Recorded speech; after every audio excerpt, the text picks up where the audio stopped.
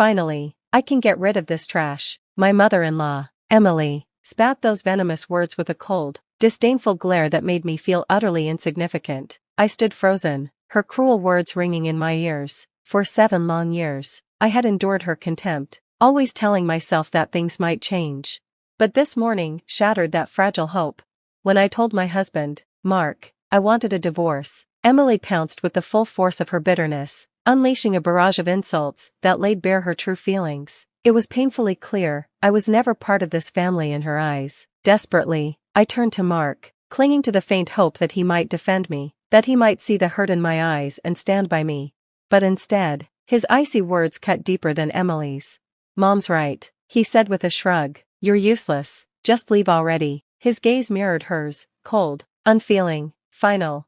In that moment, something in me shifted, a calmness swept over me, extinguishing the fire of humiliation and despair. It was as if I was finally seeing the truth that had been hidden in plain sight. 7 years of misery, 7 years of trying to prove my worth to people who would never see it.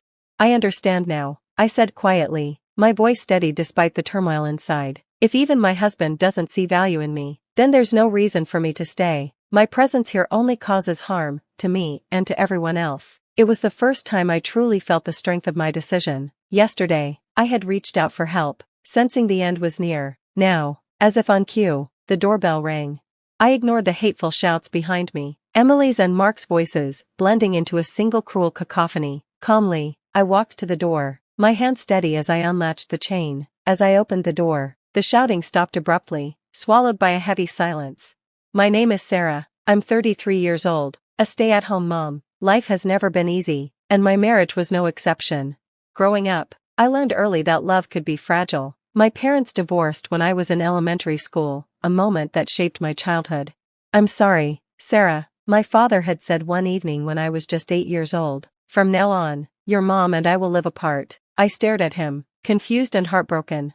But Mom and Dad, you get along so well, I protested. Why would you say something like that? My mom gently stroked my hair, trying to soothe me. Sweetheart, it's already been decided, she said softly, but we both love you very much. You'll stay with me, and Dad will visit whenever he can. Tears spilled down my cheeks as I clung to my father. I don't want to be away from Dad. Will I ever see you again? He hugged me tightly, his voice trembling. Of course, you will. I'll always visit, I promise. Though I didn't fully understand why they couldn't be together, their reassurance comforted me. True to their word, my parents arranged regular visits. Despite living apart, I still felt like I had a family. We moved into my grandparents' house, where they helped raise me while my mom worked long hours. My grandparents loved me deeply, and they tried to fill the gaps left by my parents' separation. Your mom isn't a bad person, they would tell me. She loves you very much. That's right, my grandma would add, and we'll always be here for you, sweetheart. Their love was unwavering, but it couldn't completely fill the void. I didn't have the heart to tell them how lonely I truly felt. It would have broken theirs. Years later, my father explained their divorce. Your mom and I loved each other, Sarah, he said, but certain circumstances made it impossible to stay together. Knowing their separation wasn't born out of hatred gave me hope. Though I carried the wounds of that time, I believed that love could still exist, even when things fell apart. After graduating college, I got a job at a large department store, following in my mother's footsteps. I thought working in the same industry might help me understand her better. Even though our relationship often felt distant, I threw myself into my career, hoping to find clarity. 3 years later, the store's owner introduced me to his son, Mark. Sarah, you're such a hard worker, he said. I'd love for you to meet my son. Who knows, maybe you'll be perfect for each other. I was hesitant about marriage, but his insistence led to a formal meeting. Mark was set to inherit the family business, and his father saw me as an ideal match. During our first conversations, I shared my fears about marriage and my struggles with trust, shaped by my parents' divorce. Mark listened patiently. Your mom sounds like an amazing woman, he said. She must love you deeply, even if it didn't always show. His understanding drew me in. I felt lonely as a child too, he confessed. My parents were always busy. That's why I know we can build a loving family together. His sincerity reassured me, and I let myself believe him. Before long, we were engaged. After our wedding, we moved into a beautiful home arranged by Mark's parents. I thought we were starting the perfect chapter of our lives. A year later, I found out I was pregnant. Mark and his parents were thrilled. I was overjoyed too, eager to start the family I'd always dreamed of. Looking back, that was the happiest moment in our marriage, the calm before the storm. Everything changed when we learned I was expecting a girl. I'll never forget the look on my father-in-law, David's face. When I told my father-in-law that I was expecting a girl, his face darkened, and his demeanor shifted. It was as if he saw me as a failure. "A girl? Why couldn't you have a boy to carry on the family name?" he said, his words as cold as his expression. Until that moment, my in-laws had treated me kindly, but now, their warmth vanished, replaced by disdain. "Oh, Mark, you really picked a disappointing wife, didn't you?" Emily, who had always been friendly, now mirrored her husband's contempt. I turned to Mark, hoping he would defend me. He didn't. No matter how many times I begged him to stand up to his parents' cruel comments, he ignored me. Soon, he stopped listening to me entirely. His silence gave his parents free rein to escalate their insults and mistreatment. When I mentioned my plan to return to my parents' home for the birth, they became even more aggressive. "You're part of this family now, Sarah," Emily snapped. "You don't have a home to return to, and being pregnant doesn't mean you can't do housework." At the time, my in-laws lived nearby, but they started spending more and more time at our house, treating it as if it were their own. Despite my nausea and constant fatigue, Emily insisted I continue with all the chores. "Pregnancy isn't an illness, dear," she'd say. "Housework is the duty of a wife." One day, overwhelmed and unwell, I folded the laundry imperfectly, and Emily seized the chance to criticize. "You're folding it all wrong, it'll wrinkle by the time we wear it," she snapped. Exhausted, I responded without thinking, "I'll fix it later." Emily's face turned red with anger. "How dare you talk back to me, you insolent girl?" From that point, her treatment of me grew even worse. Still, I held on. I endured her harshness and eventually gave birth to my daughter, but even then, I wasn't allowed to contact my own mother. My in-laws insisted they would take care of everything. Later, I discovered they had told my mother not to worry, assuring her they would handle everything on my behalf. Instead, I spent those early days of motherhood lonely and isolated, longing for my family's support. When I returned home from the hospital, I was met with another shock. My in-laws had moved into our house without my consent. Worse, they had taken over the nursery I had lovingly prepared for my baby, relegating my newborn and me to a small, cluttered storage room.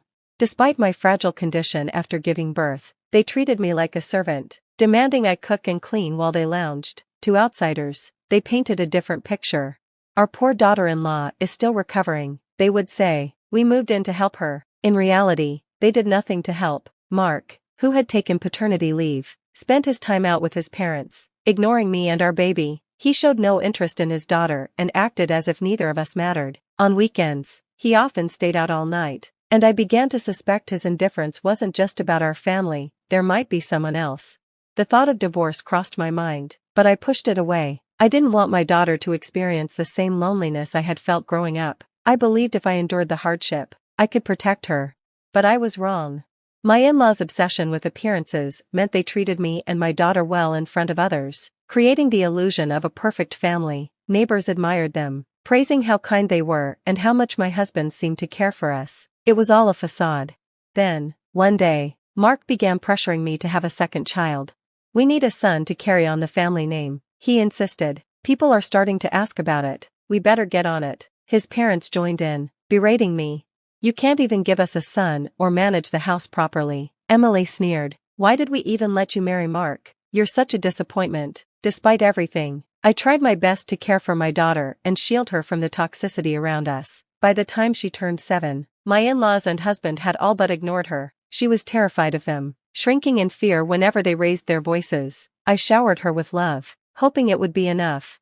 But then something happened that finally broke me. One morning, while I was in the kitchen preparing breakfast, I heard my daughter crying upstairs. Her cries were unusual. She rarely went to the second floor, where my in-laws stayed. Alarmed, I rushed upstairs. At the top of the stairs, I saw Emily towering over my daughter, her hand raised, ready to strike. "Emily," I screamed, running to my daughter and pulling her into my arms. My little girl clung to me, sobbing uncontrollably. I turned to Emily, my heart pounding with fury and fear. "What were you trying to do to my daughter?" I demanded. Emily clicked her tongue dismissively. "Nothing." Without another word, she turned and walked away as if nothing had happened. Just then, Mark stepped out of the bedroom, his face twisted with irritation. "Mark, I cried. Your mother just tried to hit our daughter. He sighed, clicking his tongue, just like his mother. What did Katie do to upset her? It's probably your fault for not raising her right. Stop bothering me with this nonsense. Without waiting for a response, he walked away, leaving me standing there with my sobbing child in my arms. We retreated to the small storage room we'd been forced to live in since her birth. I sat on the bed, stroking Katie's hair to calm her as my heart raced with anger and despair. Sweetheart, what happened? Can you tell Mommy? Through her tears, Katie explained. Emily had called her upstairs, away from me, and threatened her. When Katie hesitated, Emily used a treasured possession, a handkerchief I had embroidered with her initials, as bait. Grandma took this from me, Katie said, handing me the small, torn piece of fabric. She said if I didn't come upstairs, I wouldn't get it back. My heart shattered. That handkerchief wasn't just a piece of cloth, it was something my daughter cherished, a symbol of my love for her, and Emily had used it to manipulate her. That was the moment I knew I couldn't stay any longer. This wasn't just about me anymore. I had to protect my daughter, no matter the cost. I hugged my daughter tightly, overwhelmed with relief that I had reached her in time. The thought of what could have happened if I hadn't made it chilled me to the core. That moment was a turning point. I couldn't let this nightmare continue. I couldn't keep subjecting my daughter to such a toxic environment. That same day, I called my mother and told her everything. She was horrified but immediately offered to take Katie in. I dropped Katie off at school, packed a few of her belongings, and drove to my mother's house. I knew she would be safe there. That evening, I decided it was time to confront my husband and in-laws. As I approached the living room, I heard their voices and froze. What I overheard made my blood run cold. You should have been more careful, Mom. This morning was too close. I didn't think Sarah would come running so fast, Mark said. I thought I had more time, Emily replied dismissively. Their tone was casual, as if discussing a minor inconvenience, not the horrifying reality of what they had tried to do. Well, if you're going to pull something like that, at least be discreet. We don't want anyone finding out, Mark added with a sneer. Maybe next time, we'll make her pull weeds in the heat. That'll teach her, Emily said with a cold laugh. My heart raced as the realization washed over me. They were conspiring to harm my daughter, and they didn't even care. All the years I had endured their cruelty, telling myself it was for Katie's sake, suddenly felt like a lie. My daughter deserved better than this. She deserved love, safety, and peace, none of which existed in this house. I made up my mind right then. It was time to leave.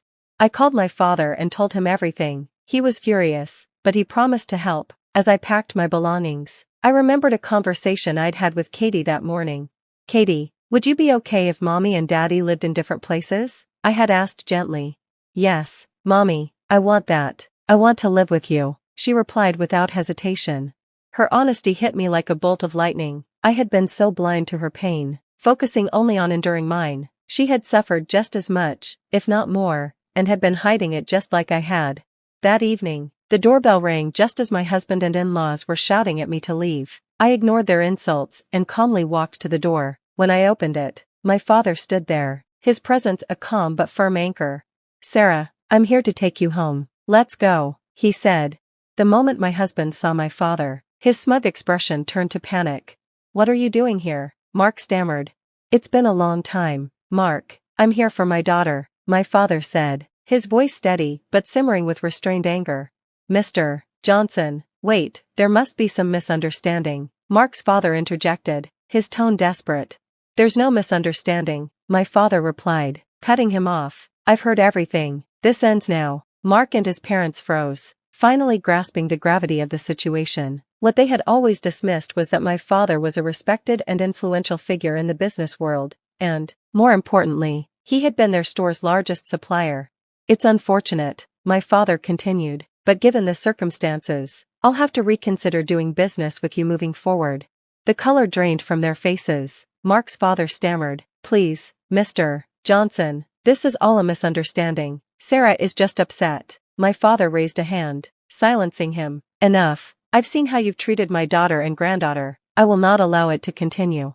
He turned to me, his expression softening. Sarah, let's go. Without another word, my father took my bags and walked me out the door. As we reached his car, I could hear Mark and his parents scrambling, their voices pleading for forgiveness, but I didn't look back. When we arrived at my parents' house, my mother was waiting with open arms. She hugged me tightly, tears in her eyes. "I'm so sorry, Sarah. I should have been there for you sooner," she said. "No, Mom, I'm sorry. I should have come to you for help a long time ago," I replied, the tears flowing freely now. For the first time in years, I felt safe. My parents reassured me that everything would be okay. Over the next few weeks, my father helped me finalize the divorce, ensuring Mark would pay child support and alimony. Katie and I stayed with my parents during this time, and slowly, life began to feel normal again.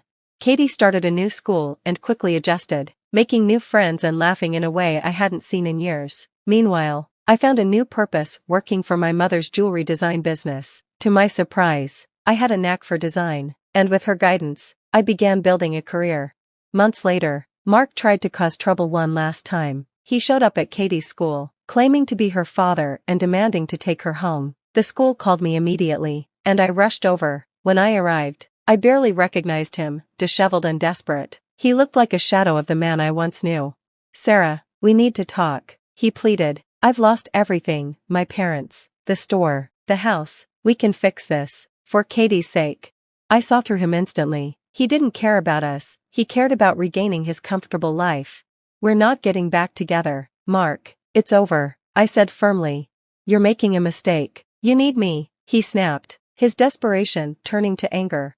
"I don't need you, Mark. I never did. Katie and I are doing just fine without you," I replied, and with that, I walked away.